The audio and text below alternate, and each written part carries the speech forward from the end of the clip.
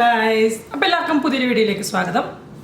ഇന്നത്തെ വീഡിയോയുടെ ടോപ്പിക് എന്ന് പറഞ്ഞു കഴിഞ്ഞാൽ ഞാൻ ലാസ്റ്റ് ഇട്ട വീഡിയോൻ്റെ കണ്ടിന്യൂവേഷൻ ആയിട്ട്. സോ ലാസ്റ്റ് വീഡിയോയിൽ ഞാൻ പറഞ്ഞിരുന്നത് എന്താണെന്ന് വെച്ച് കഴിഞ്ഞാൽ ഞാൻ എങ്ങനെയാണ് ക്ലയൻസിനെ പ്രൊമോട്ട് ചെയ്യാൻ, അതായത് എനിക്ക് എങ്ങനെയാണ് ക്ലയൻസ് കിട്ടിയത്, ആദ്യമായിട്ട് ഞാൻ എങ്ങനെയാണ് പ്രൊമോട്ട് ചെയ്തത്, അതൊക്കെയാണ് പറഞ്ഞിരുന്നത്. അപ്പോൾ ഇന്ന് പറയുന്നത് എന്താണെന്ന് വെച്ച് കഴിഞ്ഞാൽ വൺസ് ഞാനൊരു ക്ലയൻ്റായിട്ട് അതിൻ്റെ ഒരു ഡീറ്റെയിലിംഗ് അല്ലെങ്കിൽ ഡിസൈനിൻ്റെ കാര്യങ്ങൾ പറഞ്ഞു തുടങ്ങുന്നത് തൊട്ട് ഇവിടെ ഒരാളിരിക്കുന്നുണ്ട്, അവൻ്റെ വർത്താനാണ് ആ കേൾക്കുന്നത്. അപ്പോൾ കുറച്ചൊന്നും ഒച്ചപ്പാടുണ്ടാവും കേട്ടോ.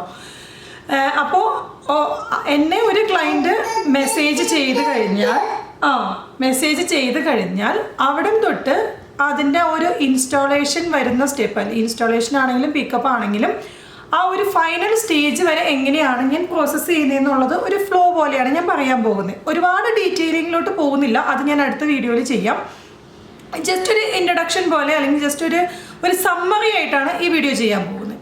അപ്പോൾ നമ്മൾ മാർക്കറ്റ് പ്ലേസിലാണ് അഡ്വർടൈസ് ചെയ്യുന്നതെന്ന് പറഞ്ഞു. അഡ്വർടൈസ് ചെയ്ത് കഴിയുമ്പോൾ നമുക്ക് മെസ്സേജസ് വരും, ഇത് അവൈലബിൾ ആണോ, ഇത് ചെയ്യാൻ പറ്റുമോ ഇന്ന ഡേറ്റിലേക്ക് എന്നൊക്കെ പറഞ്ഞ്. ചിലവരാണെങ്കിൽ ഒരു ഡ്രാഫ്റ്റ് പോലെ നമുക്ക് ഒന്നിച്ചെല്ലാ ഡീറ്റെയിൽസും എല്ലാം കൂടി അയക്കും. അതല്ലാന്നുണ്ടെങ്കിൽ ചിലവർ ജസ്റ്റ് ക്വിക്കായിട്ട് ചെയ്യാൻ പറ്റുമോ എന്ന് ചോദിച്ച് തുടങ്ങും. അപ്പം നമ്മൾ അതിൽ നിന്ന് വന്നു കഴിയുമ്പോൾ ഞാൻ ആദ്യം തന്നെ അവരോട്, അതായത് ജസ്റ്റ് ഈസ് ദിസ് അവൈലബിൾ എന്ന് പറഞ്ഞിട്ടുള്ളൊരു മെസ്സേജാണ് എല്ലാ മാർക്കറ്റ് പ്ലേസിൻ്റെ ലിസ്റ്റിങ്ങിനകത്ത് നമുക്ക് ഓട്ടോമാറ്റിക്കലി നമുക്ക് അയക്കാൻ പറ്റുന്നത്, എഡിറ്റിംഗ് ഒന്നും ഇല്ലാണ്ട്. അപ്പോൾ അങ്ങനെ ജസ്റ്റ് ആ ഒരു ഇത് മാത്രമാണ് എൻക്വയറിക്ക് അയക്കുന്നവർക്ക് ഞാൻ അങ്ങോട്ട് തിരിച്ചയക്കുന്നത്. എനിക്കൊരു ഡ്രാഫ്റ്റ് പോലെ ഞാൻ സെറ്റ് ചെയ്തിട്ടുണ്ട്. അപ്പം ഞാൻ ചോദിക്കുന്ന മെയിൻ കാര്യങ്ങൾ എന്ന് പറയുന്നത് എന്നാണ് ഡേറ്റ്, എപ്പോഴാണ് ഇവൻറ്റിൻ്റെ ടൈം എന്ന് പറയുന്നത്, ഏത് കളേഴ്സാണ് അവർ പ്രിഫർ ചെയ്യുന്നത്, അങ്ങനെ അവർ പ്രിഫർ ചെയ്യുന്നുണ്ടെങ്കിൽ ഇനി എന്തെങ്കിലും തീം വേണമെന്നുണ്ടെങ്കിൽ എന്താണ് തീം വേണ്ടത്, അല്ലെങ്കിൽ ഏതെങ്കിലും ഡിസൈൻ ഐഡിയാസ്, ഇനി റൗണ്ട് ആർച്ചാണോ അതോ ആർച്ച് ഷേപ്പാണോ, അതല്ല ഇനി ഒന്നും അല്ലെങ്കിൽ ഫ്രീ സ്റ്റാൻഡിങ് ഗാർലൻഡ് ആണോ ബലൂൺ ബൊക്കറ്റ് ആണോ, എന്താണ് എന്നുള്ളത് സ്പെസിഫൈ ചെയ്ത് പറയാൻ വേണ്ടി ഞാൻ ചോദിക്കും. അപ്പോൾ ഇത്രയും ഡീറ്റെയിൽസാണ് മെയിനായിട്ട് ഞാൻ ചോദിക്കുന്നത്. കളറ്, ഡേറ്റ്, ഇൻസ്റ്റാളേഷൻ്റെ ടൈം, എവിടെയാണ് ലൊക്കേഷൻ കൂടെ ചോദിക്കും. കാരണം ഞാൻ പോയി ചെയ്യേണ്ടതാണോ എന്താണെന്നുള്ളതും കൂടി അറിയാൻ വേണ്ടിയിട്ട്. ഇൻസ്റ്റാളേഷൻ വേണമെന്ന് പറഞ്ഞാൽ മാത്രമാണ് ലൊക്കേഷൻ ഞാൻ ചോദിക്കാറുള്ളൂ. അല്ല പിക്കപ്പാണ് അവർ പറയുന്നതെന്നുണ്ടെങ്കിൽ ഞാൻ ലൊക്കേഷൻ ഞാൻ ചോദിക്കാറില്ല സാധാരണ. അപ്പോൾ ഇത്രയും ഡീറ്റെയിൽസ് കിട്ടിക്കഴിഞ്ഞാൽ പിന്നെ ഞാൻ ചെയ്യുന്ന കാര്യം എന്ന് പറയുന്നത്, ഓർഡർ കൺഫേം ആകണം എന്നുണ്ടെങ്കിൽ ഞാനൊരു അഡ്വാൻസ് മേടിക്കാറുണ്ട്. സോ അവർ സാധാ ഏതെങ്കിലും ബലൂൺസാണ്, വേറെ തീമൊന്നുമില്ല, സാധാ കളേഴ്സൊക്കെയാണ് പറയണമെന്നുണ്ടെങ്കിൽ അത് അവൈലബിൾ ആണെന്ന് ഓൾമോസ്റ്റ് എനിക്ക് അറിയാം. അപ്പോൾ അങ്ങനെ കൺഫേം ആയ കളേഴ്സ് ആണെന്നുണ്ടെങ്കിൽ ഞാൻ ചെക്ക് ചെയ്തിട്ട് പിന്നെ പറയാമെന്ന് പറയാറില്ല, ഉടനെ ഓർഡർ കൺഫേം ചെയ്യാറുണ്ട്. ഇനിയും അവരെന്തെങ്കിലും സ്പെഷ്യലായിട്ട് ഇപ്പോൾ അതിനകത്ത് ആഡ് ചെയ്യുന്ന എന്തെങ്കിലും ബട്ടർഫ്ലൈസ് അല്ലെങ്കിൽ ഏതെങ്കിലും കാർട്ടൂൺ ക്യാരക്ടേഴ്സ്, അങ്ങനെ ഏതെങ്കിലും സ്പെഷ്യൽ ബലൂൺസൊക്കെ പറയുകയാണെങ്കിൽ മാത്രമാണ് ഞാൻ ചെക്ക് ചെയ്തിട്ട് ഒരു ദിവസത്തിനുള്ളിൽ പറയാമെന്ന് പറഞ്ഞ് ഞാൻ ആമസോണിലോ അല്ലെങ്കിൽ ഞാൻ ലോക്കലായിട്ട് മേടിക്കുന്നിടത്തോ ചെക്ക് ചെയ്യാറുണ്ട്. ഇതിപ്പോൾ ഞാൻ സ്റ്റാർട്ടിങ് ചെയ്ത ആ ഒരു ടൈമിലല്ല ഞാൻ പറയുന്നത്, ഞാൻ ഇപ്പോൾ ശരിക്കും റിയലായിട്ട് പേയ്മെൻറ്റ് എടുത്ത് ചെയ്യുന്ന ഓർഡറുകൾ എങ്ങനെയാണ് ചെയ്യുന്നതെന്നുള്ളതാണ് പറയുന്നത്. സ്റ്റാർട്ടിങ് വൺസ് നമ്മൾ അറിഞ്ഞു തുടങ്ങി കഴിയുമ്പോൾ പിന്നെ നമുക്കൊരു ഐഡിയ കിട്ടും, അതിന് ശേഷമുള്ള ഓർഡേഴ്സ് എങ്ങനെയാണെന്നാണ് പറയുന്നത്. അപ്പോൾ വൺസ് ആ ക്ലയൻറ്റ് നമ്മളെ അപ്രോച്ച് ചെയ്ത് കഴിഞ്ഞാൽ ഞാൻ ആദ്യം ഈ ഡീറ്റെയിൽസൊക്കെ കളക്ട് ചെയ്തിട്ട് എനിക്ക് പറ്റുന്ന ദിവസമാണ് ഓർഡർ കൺഫേം ചെയ്യാൻ പറ്റുന്നതാണ് എന്നുണ്ടെങ്കിൽ ഓർഡർ കൺഫേം ചെയ്യും. എൻ്റെ അവരോട് ഞാൻ പറയും ഒരു അഡ്വാൻസ് ഡൗൺ പേയ്മെൻറ്റ് തന്നാൽ മാത്രമേ ഓർഡർ കൺഫേം ചെയ്യാൻ പറ്റുള്ളൂ, അതല്ലാതെ ഓർഡർ കൺഫേംഡ് അല്ല. അപ്പോൾ അവർ അഡ്വാൻസ് എത്രയാണെന്ന് ചോദിക്കുമ്പോൾ ഞാൻ സാധാരണ പറയുന്നത് 30% ഓഫ് ടോട്ടൽ ആ ഒരു എമൗണ്ട്, അതായത് ഇപ്പോൾ ഏകദേശം അവർ പറയുന്ന രീതി വെച്ചിട്ട് ടോട്ടൽ എത്ര വേണം എന്നുള്ളത് ഞാൻ കാൽക്കുലേറ്റ് ചെയ്യും. അപ്പം അതിൻ്റെ ഒരു 30% ജനറലായിട്ട് പറയാൻ പറ്റില്ല, 30 to 40% എന്ന് വേണമെങ്കിൽ പറയാം. ഏകദേശം ആ ഒരു എമൗണ്ടാണ് ഞാൻ അഡ്വാൻസ് ആയിട്ട് ബുക്ക് ചെയ്യാൻ പറയുന്നത്. അപ്പോൾ ഈ അഡ്വാൻസ് അവർ അയച്ചു കഴിഞ്ഞ് കഴിയുമ്പോൾ ഞാൻ അവർക്കൊരു ഇൻവോയ്സ് പോലെ അയച്ചു കൊടുക്കും. ഇൻവോയ്സിനകത്ത് ഞാൻ എഴുതുന്ന ഡീറ്റെയിൽസ് എന്ന് പറയുന്നത്, ഞാൻ വേണമെങ്കിൽ എൻ്റെ ചെറിയൊരു ഡ്രാഫ്റ്റ് ഞാൻ വേണമെങ്കിൽ ഇതിനകത്ത് അറ്റാച്ച് ചെയ്യാം.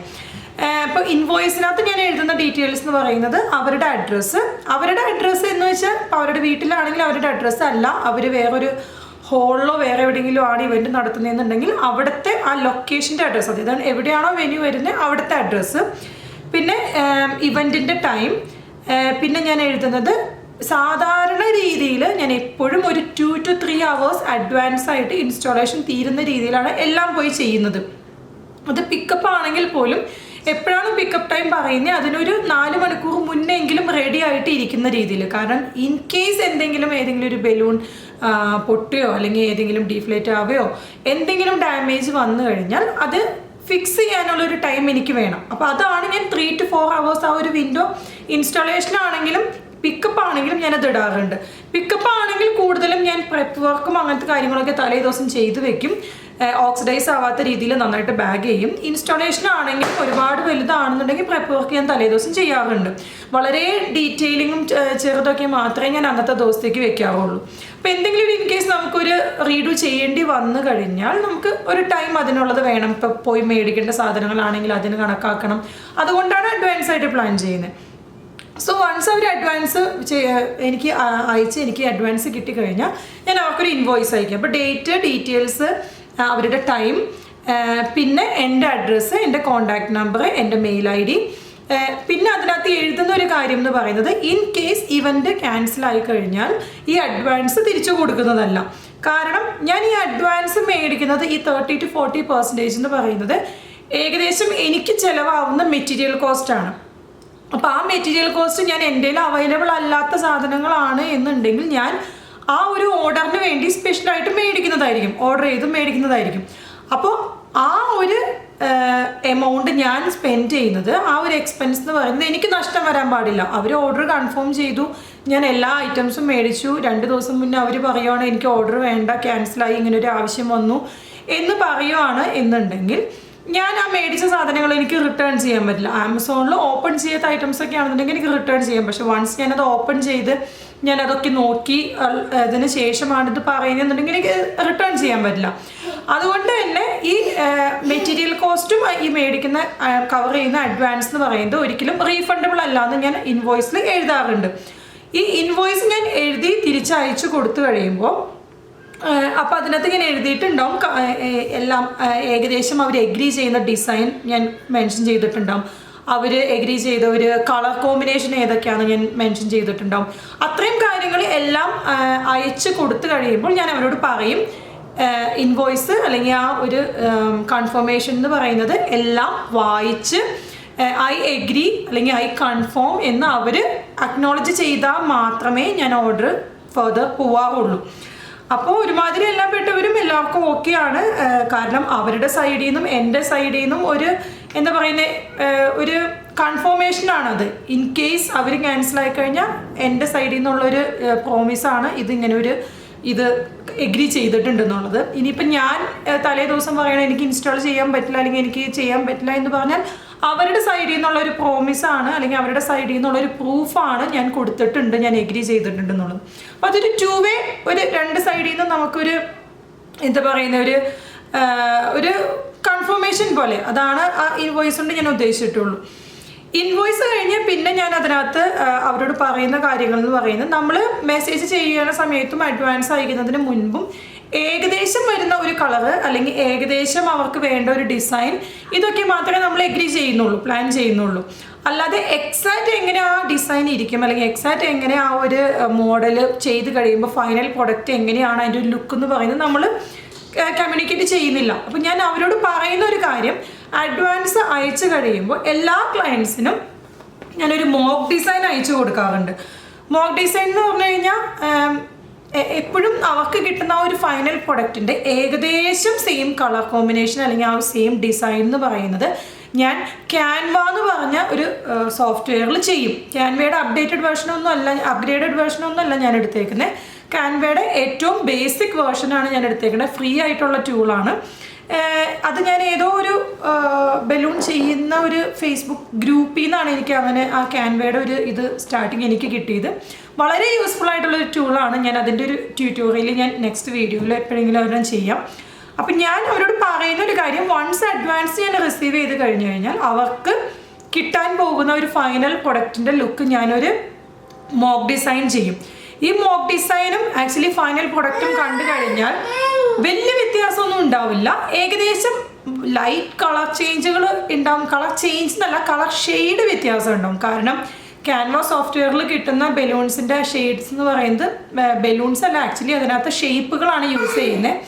അതും ഒറിജിനൽ ബലൂൺ കളേഴ്സ് എന്ന് പറയുന്നത് എന്തായാലും സെയിം അല്ല, വളരെ കുറച്ച് മാത്രമേ സെയിം കളേഴ്സ് നമുക്ക് കിട്ടുള്ളൂ.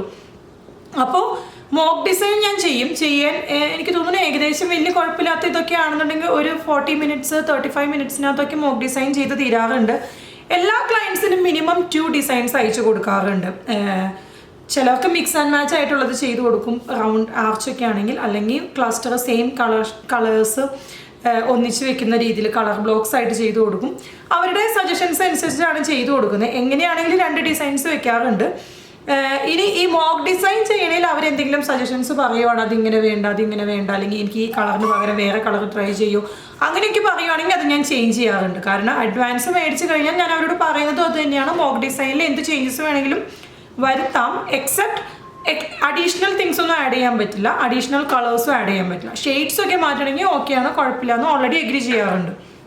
അപ്പോൾ അതാണ് നെക്സ്റ്റ് സ്റ്റെപ്പ് എന്ന് പറഞ്ഞാൽ ക്യാൻവയിൽ ഞാനൊരു മോക്ക് ഡിസൈൻ ചെയ്യും, അത് ഞാൻ ക്ലയൻറ്റിന് അയച്ചു കൊടുക്കും.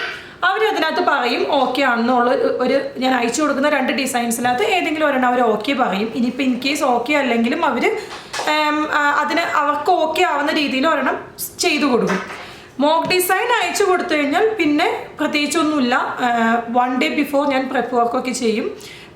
ഇൻസ്റ്റാളേഷൻ ആണെന്നുണ്ടെങ്കിൽ പോയി ചെയ്യും, അതല്ല എന്നുണ്ടെങ്കിൽ പിക്കപ്പ് ആണെന്നുണ്ടെങ്കിൽ പിക്കപ്പ് ഞാൻ എൻ്റെ റെഡി ആയി കഴിയുമ്പോൾ അവർക്കൊരു മെസ്സേജ് അയക്കും, കൺഫർമേഷൻ പോലെ ഓർഡർ റെഡി ഫോർ പിക്കപ്പ് എന്ന് പറഞ്ഞിട്ട് അയച്ചു കൊടുക്കും. ചിലവർ അപ്പോൾ തന്നെ നേരത്തെ വരും, അല്ലെങ്കിൽ ചിലവർ കറക്റ്റാണ് പറഞ്ഞ സമയത്ത് വരും, അങ്ങനെ. അപ്പോൾ ഇതാണ് സ്റ്റാർട്ടിങ് തൊട്ട് ഞാൻ ആ ഒരു ഫൈനൽ പ്രൊഡക്റ്റ് ഡെലിവറി ചെയ്യുന്നത് വരെയുള്ള ഒരു പ്രൊസീജിയർ എന്ന് പറയുന്നത്. അപ്പോൾ അതാണ് അവർ സ്റ്റാർട്ടിങ് മെസ്സേജ് ചെയ്യുന്നത് തൊട്ട് ഞാൻ ആ ഒരു പ്രൊഡക്റ്റ് ഫൈനൽ അവർക്ക് ഡെലിവറി ചെയ്യുന്നത് വരെ എന്നുള്ളൊരു സ്റ്റേജ് എന്ന് പറയുന്നത്, പ്രൊസീജിയേഴ്സ് എന്ന് പറയുന്നത്. ഇനിയും ഇതിനകത്ത് ഈ ക്യാൻവയിൽ ഞാൻ മോക്ക് ഡിസൈൻസ് എങ്ങനെയാണ് ചെയ്യുന്നത് അതിൻ്റെ കുറച്ച് എക്സാമ്പിൾസ് ഫോട്ടോസ് ഞാൻ അറ്റാച്ച് ചെയ്യാം. ക്യാൻവയിൽ ചെയ്യുന്നത് എങ്ങനെയാണ്, അല്ലെങ്കിൽ ഇതിനകത്ത് ഞാൻ അയക്കുന്ന ഇൻവോയ്സ് എങ്ങനെയാണ്, അതിൻ്റെയൊക്കെ ഡീറ്റെയിൽസ് ഞാൻ വേണമെങ്കിൽ വേറൊരു വീഡിയോ ചെയ്യാം. അപ്പോൾ ഇനി അടുത്ത വീഡിയോയിൽ കാണുന്നവരെ എല്ലാവർക്കും ബായ്.